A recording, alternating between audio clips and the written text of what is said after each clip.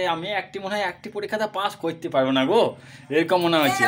ওই জন্য বলছি তাহলে আমাকে আর এক বছর নিয়ে আমাকে বলছি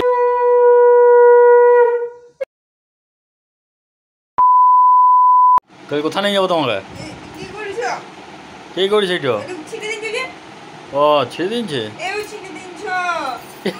পটি করছে, এটা পটি করার জায়গা ওটা। হ্যাঁ কাকে তোমাকে নিয়ে যাবো না নটাকে। এই চেয়ারটা এখানকে নিয়ে আসছি কেন এই কথাটা বলি, এই ও বাবার কালে, কাকার কালে, দিদিমার কালে, মায়ের কালে, এদের কালে, আমাদের কালে, সবারই কালে একবার শুধু বইটা নিয়ে পড়তে বসছে। তাও কী কাজ জানো, শুধু মোবাইলটা দেখে কোশ্চেনগুলো লেখা, আর কোনো কাজ না। আমি জবে থেকে দেখছি নিয়ে আমাকে বলছি এত দালাল কখনো দেখি না, এই তো দেখছি আমি।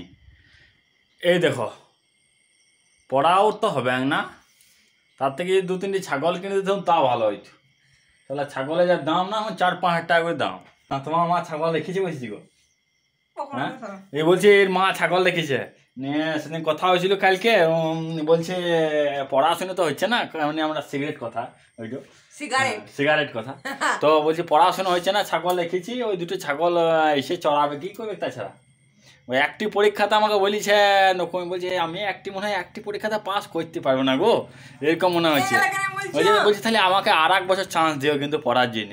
আমি বললাম যে চান্স ফান্স হবে না, যে পার্সোনাল কিছু কথা নয়, একবার ফেল হয়ে গেলে ফেল, আর কিছু নয়। ক্যামেরার দিকে তাকায় হোক আর তোমার দিকে তাকায় হোক, যাই হোক পড়াশোনা তো হবে না। এই যে এলুম বাজছে মানে 8টা বাজে নাকি, এই 8টা বাজছে, 8টা 6 দেখছি পিছনে টাইম, 8টা 6 এই সবের মতো পড়তে বসছে। শুধু 5 মিনিট হচ্ছে, 5 মিনিট দরজা খুলেছি বা সঙ্গে পড়া। এখনই বলছে এখানে বাজছে, এখনই চেয়ার নিয়ে এলো, হ্যান নিয়ে এলো, পড়া তো হবে না, মনে ছাগল চড়াবে। তার থেকে এখান থেকে কটা গায়ে গরু রয়েছে, ওগুলো তো কি করে চড়াই নিয়ে হবে। ফোনটা দাও, গালা পড়া পড়ো।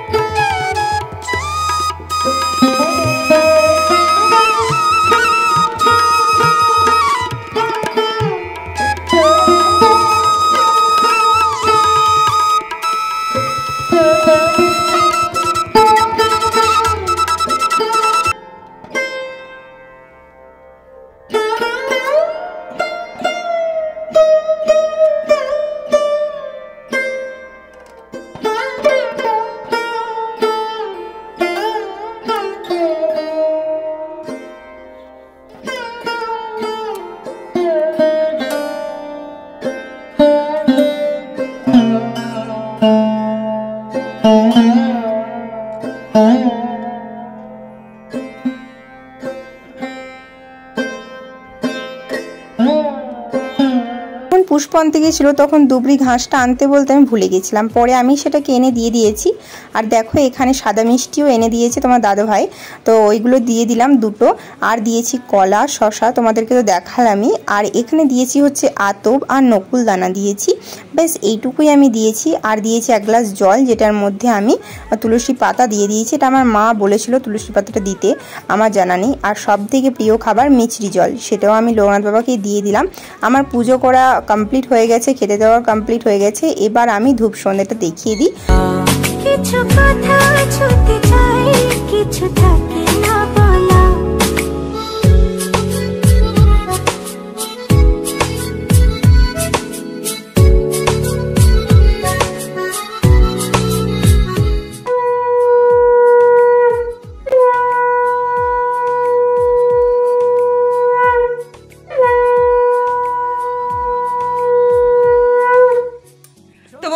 দেখতেই পেলে যে আমার পুজো করা কমপ্লিট হলো, সমস্তটাই তোমাদেরকে দেখালাম।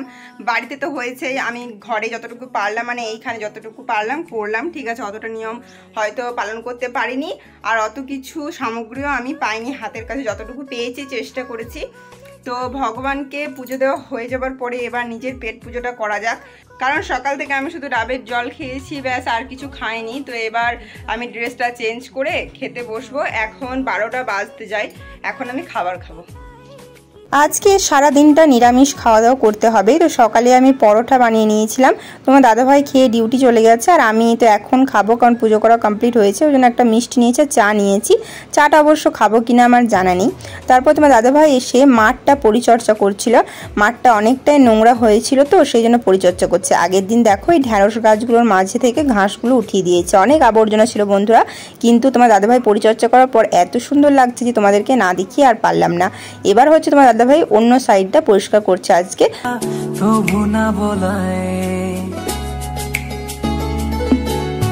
বলে দেব যত কথা মন খুলে তোমায়, রয়ে যাবে কিছু কথা তবু না বলা।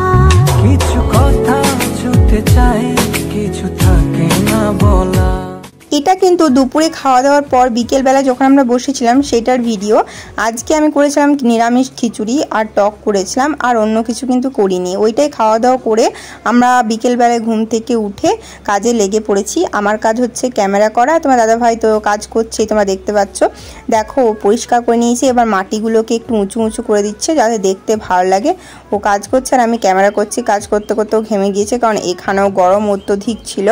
এত বেলা হয়ে গেছে, তাও এখানে সূর্য ডোবে না। এখানে সেই 7:30টার সময় সন্ধে হয়, তো অনেকটাই লেট হয়। আর আমাদের ওদিকে তো 6:30 6টার মধ্যেই সন্ধে হয়ে যায়, আর এখানে সেই টাইমে অনেকটাই গরম থাকে। তো দেখো ও ডিউটি চলে গেছে আবার পরিষ্কার করে, আর আমি ক্যামেরা করে দেখাচ্ছি যে কত সুন্দর পরিষ্কার করেছে। পুরো মাঠটাই একদম পরিষ্কার করে দিয়েছে। কিন্তু হ্যাঁ, যে উঠোন টাইপের ছিল সেটা অনেকটাই নোংরা হয়ে গেছে। সকালে তো খেয়েছি পরোটা, আর দুপুরে খেয়েছি খিচুড়ি, বিকালে একটু জলখাবার খেয়েছিলাম। তারপর সন্ধেবেলায় আমরা ভাবলাম যে আজকে লুচি বানাবো রাতের খাবারের জন্য।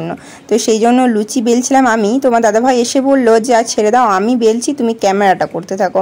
তো বন্ধুরা, এখানে আমি এইভাবে লোকনাথ পুজোর দিনটা কাটিয়েছি। কেমন লাগলো অবশ্যই জানাবে।